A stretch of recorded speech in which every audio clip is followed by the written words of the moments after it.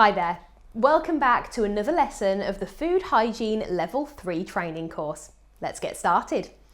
In the previous lesson, we talked about how due diligence is the only defence you have under UK law. We learned that the only way to adequately prove this is to be able to show that you set up an appropriate system of controls under which any dangers or hazards should have been prevented or minimised. Speaking of appropriate systems of control, this is the topic we're going to discuss in this lesson.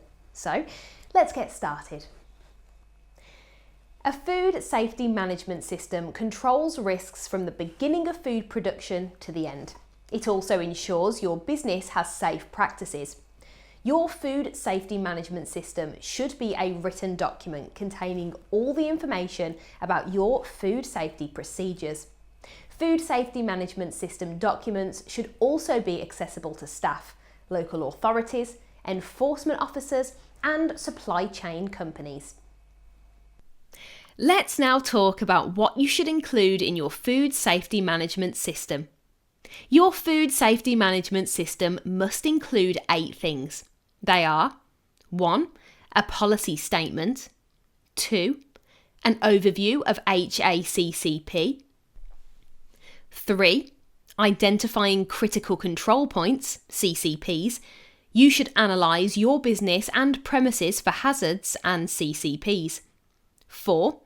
EHO inspections.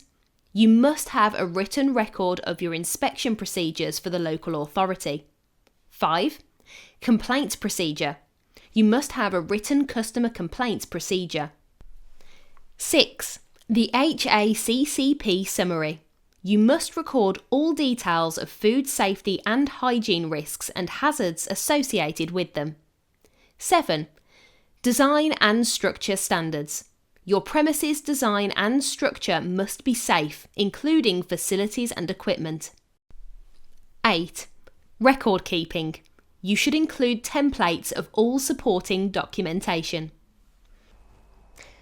All food business operators are legally obliged to maintain a food safety management system based on HACCP.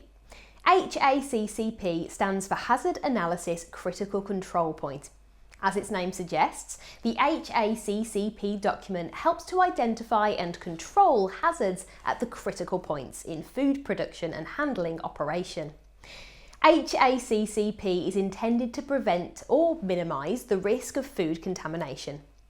All food handlers are obliged to learn and fully understand the principles of HACCP so that safe food hygiene practices can be maintained at the highest standards possible. The main advantages of HACCP can be remembered using the mnemonic SAFE FOOD. Saves money, avoids poisoning customers, food safety standards increase, ensures you're legally compliant, food quality standards increase, organises your safe food production process, organises staff and efficiency, due diligence defence. We will now talk about how you can implement your HACCP-based food safety management system plan. Let's look at the 12 steps you should follow. Step 1. Assemble your team. Step 2. Describe the products. Step 3. Identify the intended use of the product and its customers. Step 4. Construct a flow diagram to describe the HACCP process. Step 5. Confirm the flow diagram on site. Step 6. Conduct a risk analysis. Step 7. Identify the critical control points and remove the hazards. Step 8. Establish the critical limits and maintain them. Step 9. Establish monitoring procedures. Step 10. Deciding on corrective action plans. Step 11. Verifying corrective action plans. Step 12. Documentation and review. By following these 12 steps, you should be able to put together a solid food safety management system in place that will keep you compliant with the law. A huge part of maintaining HACCP and food safety management system comes down to regular monitoring. As a supervisor, one of your and your staff's most important tasks is to perform certain checks every time your business opens and closes. Among other things, this will ensure that basic food safety standards are maintained consistently. You or your delegated staff should perform certain checks at the beginning of every day of business. You can add checks that are specific to your particular business, but generally they should include checking that cold food equipment such as refrigerators, chillers and freezers are working properly, checking that hot food equipment like ovens, grills and microwaves are working properly, cleaning and disinfecting food preparation areas and equipment, including work surfaces, chopping boards and utensils, having sufficient cleaning and hand washing materials such as soap, toilet paper and dishcloths for your staff and any customers, ensuring that staff have clean work clothes worn over their street clothes if necessary, ensuring that staff are fit for work, meaning they should be free from illness, have good personal hygiene and be sober.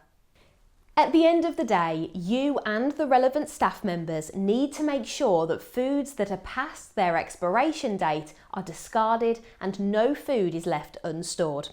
Also, make sure that dirty clothes and towels are removed for cleaning and replaced with clean ones. Ensure proper waste disposal as well. A supervisor also needs to establish and oversee the whole system's documentation in even the smallest business. All legitimate caterers must produce relevant documentation on demand as proof of a working food safety management system that ensures the safety of its food. You have reached the end of this lesson. Now you should have a crystal clear idea of how to implement a food safety management system that keeps your customers safe and keeps you compliant with the law. In the coming lesson, we will talk about food poisoning and other illnesses. See you there.